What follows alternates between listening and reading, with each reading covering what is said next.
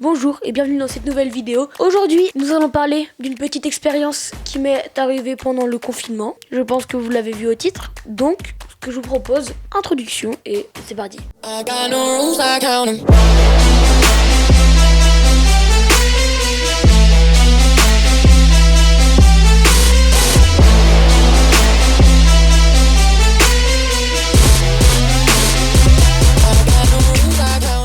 Donc tout commence une après-midi de confinement. On mange, on finit de manger, ma famille et moi. On boit le café et là, il y a ma voisine qui nous appelle. Oui, il y a le feu, dépêchez-vous, venez nous aider et tout. Donc là, on sait pas d'où vient le feu, mais on sort et on voit une grande fumée noire sortir d'une maison. Donc du coup, on se dépêche, on va vite voir tout ça.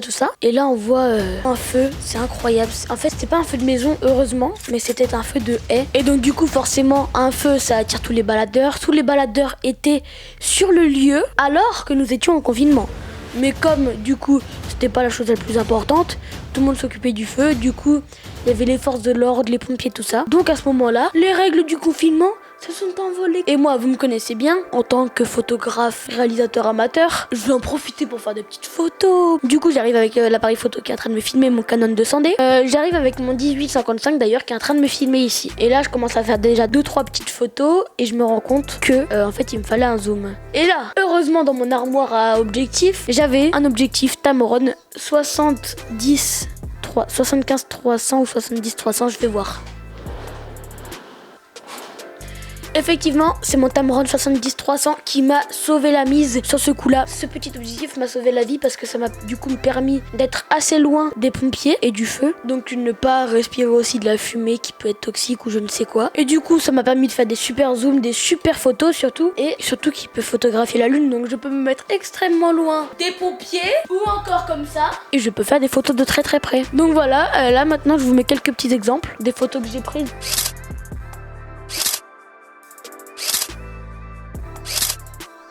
Donc personnellement, c'était mon premier incendie que j'ai photographié effectivement parce que je ne photographie pas des incendies tous les jours. Personnellement, comme c'était un peu le rush et il fallait un peu capturer tous les moments, j'avais pas le temps de changer d'exposition en manuel, tout ça. Donc j'ai fait un choix qui était de me mettre en automatique. Donc je me mets en automatique et franchement, je suis pas déçue du rendu. Je sais pas s'il y a des photographes ici qui ont déjà photographié des feux d'incendie ou je sais pas quoi. Mais dites-moi si vous avez photographié en automatique ou en manuel et vous avez pris le temps de faire des réglages d'exposition. Donc je vous propose de poser ce petit bijou comme il le faut pour le mettre en exposition dans cette vidéo.